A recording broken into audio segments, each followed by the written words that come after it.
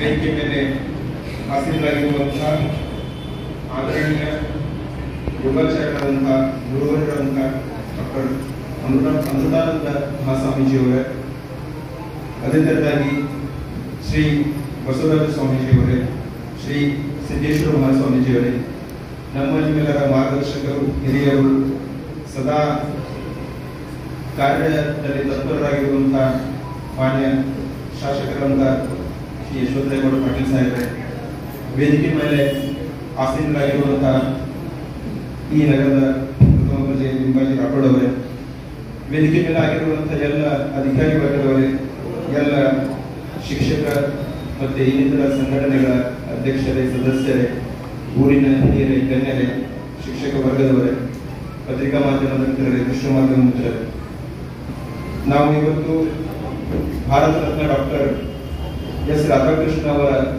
ಜಯಂತಿಯನ್ನು ಆಚರಣೆ ಮಾಡಿದ್ದೀವಿ. ಈ ಸಂದರ್ಭದಲ್ಲಿ ನಾನು ಇಲ್ಲಿ ಹೆಚ್ಚಾಗಿ ಮಾತನಾಡಲಿಕ್ಕೆ ಹೋಗಲ್ಲ, ಯಾಕಂದ್ರೆ ಅಮೃತಾನಂದ ಅಪ್ಪುಗಳು ಬಂದಿದ್ದಾರೆ.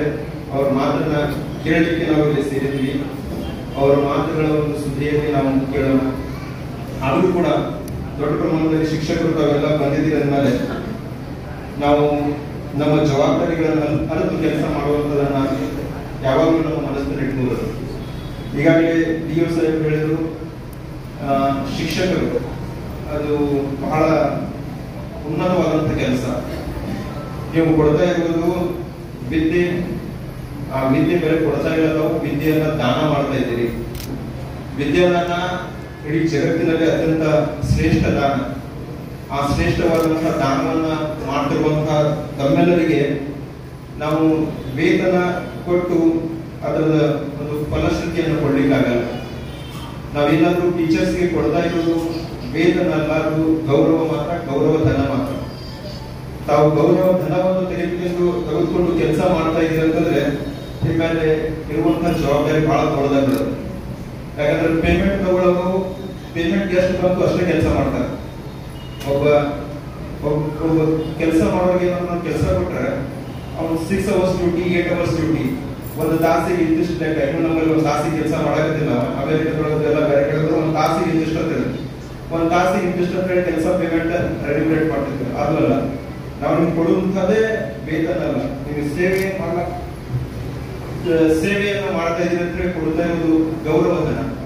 ಅದಕ್ಕಾಗಿ ತಮ್ಮೆಲ್ಲಿರುವಂತಹ ಜವಾಬ್ದಾರಿ ಬಹಳ ದೊಡ್ಡದು. ಯಾಕಂದ್ರೆ ಮುಂದಿನ ಇಡೀ ಒಂದು ಸಮಾಜದ ನಿರ್ಮಾಣ ಮಾಡುವಂತ ಕರ್ತೃಗಳು, ಭಾವಿ ಪ್ರಜೆಗಳ ಭವಿಷ್ಯವನ್ನ ನಿರ್ಮಾಣ ಮಾಡುವಂತಹ ನೀವು ಶಿಲ್ಪಕಾರರು. ನಾವೆಲ್ಲರೂ ಇವತ್ತು ಬಂದಿದ್ದೀವಿ ಅಂತಂದ್ರೆ ಜಸ್ಟ್ ಒಂದು ಇಮ್ಯಾಜಿನ್ ಮಾಡಿ, ನಾವು ಪ್ರತಿಯೊಬ್ಬರು ಒಂದು ಕಲಾಕೃತಿ, ಒಂದು ಚಿತ್ರ, ಒಂದು ಭಾವಚಿತ್ರ ತಿಳ್ಕೊಂಡ್ರೆ ನಮ್ಮ ಒಂದು ಈ ಕಲಾಕೃತಿ ನಿರ್ಮಾಣ ಆಗಲಿಕ್ಕೆ ನಮ್ಮ ಹಿಂದೆ ಎಲ್ಲ ಶ್ರಮಿಸಿದಂತ ಗುರುಗಳ ಒಂದು ಕುಂಚಿನ ಕಲೆ ನಮ್ಮಲ್ಲಿ ಹರಡಿದೆ.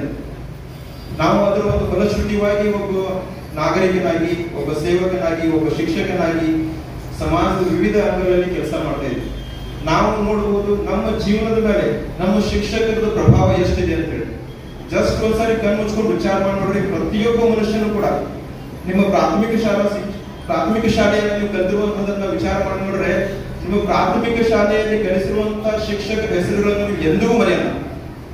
ಇನ್ನು ನೀವು ಡಿಗ್ರಿ ಕಾಲೇಜಲ್ಲಿ ಕಲಿತಂತಹ ಶಿಕ್ಷಕರನ್ನ ಹೆಸರು ಮರೀಬಹುದು, ಆದ್ರೆ ಪ್ರಾಥಮಿಕ ಶಾಲೆಯಲ್ಲಿ ಕಲಿಸಿರುವಂತಹ ಶಿಕ್ಷಕರು ಯಾವಾಗಲೂ ನಾನಂತೂ ನನ್ನ ಗುರುಗಳನ್ನ ಬಹಳಷ್ಟು ಸಾರಿ ನೆನೆಸಿದ್ದೀನಿ. ನಾನು 3ನೇ ತರಗತಿಯಲ್ಲಿ ಕಲಿಸಿರುವಂತಹ ಒಬ್ಬ ಶಿಕ್ಷಕರು, ಅವರು ಎಕ್ಸ್ ಆರ್ಮಿ ಪರ್ಸನ್, ಅದೇ ಎಕ್ಸ್ ಆರ್ಮಿ ರಿಟೈರ್ಡ್ ಆಗಿ ಬಂದಂತವ್ರು, ಗೋಪಾಡೆ ಸರ್ ಅಂತ ಹೇಳಿ, ಅವರು ಕಲಿಸಿದಂತಹ ಶಿಸ್ತು, ಕಲಿಸಿದಂತಹ ಪ್ರಾಮಾಣಿಕತೆ 3ನೇ ತರಗತಿಯಲ್ಲೇ ಅವರ ಒಂದು ಪ್ರೇಮ ನನಗೆ ಇನ್ನೂ ಅದು ನನಗೆ ಬರ್ತದೆ. ನಾನು ಏನಾದ್ರು ಒಳ್ಳೆ ರೀತಿಯಿಂದ ಆನ್ಸರ್ ಕೊಟ್ರೆ, ಖುಷಿ ಕೊಟ್ರೆ ನನಗೆ ಗೊತ್ಕೊಂಡು ಆರಿಸಿ ಹಿಡಿದಿತ್ತು. ಹೇಳುವ ತಾತ್ಪರ್ಯ ಏನಂತಂದ್ರೆ, ನಾವು ಪ್ರಾಥಮಿಕ ಶಾಲಾ ಶಿಕ್ಷಕರನ್ನು ಎಂದೂ ಮರೆಯಲಿಕ್ಕೆ ಸಾಧ್ಯವಿಲ್ಲ.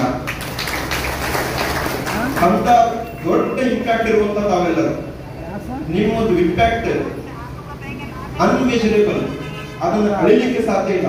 ವಿದ್ಯಾರ್ಥಿಗಳ ಮೇಲೆ ನಿಮ್ಮ ಪ್ರಭಾವವನ್ನ ಅಳತೆ ಮಾಡ್ಲಿಕ್ಕಾಗಲ್ಲ. ಅಂತ ಒಂದು ಪ್ರಭಾವವನ್ನು ಬೀರುವಂತ ತಾವು ಬಹಳ ಆದರ್ಶವಾದಂತಹ, ಉಚ್ಚವಾದಂತಹ ಸ್ಥಾನದಲ್ಲಿರ್ತೀವಿ.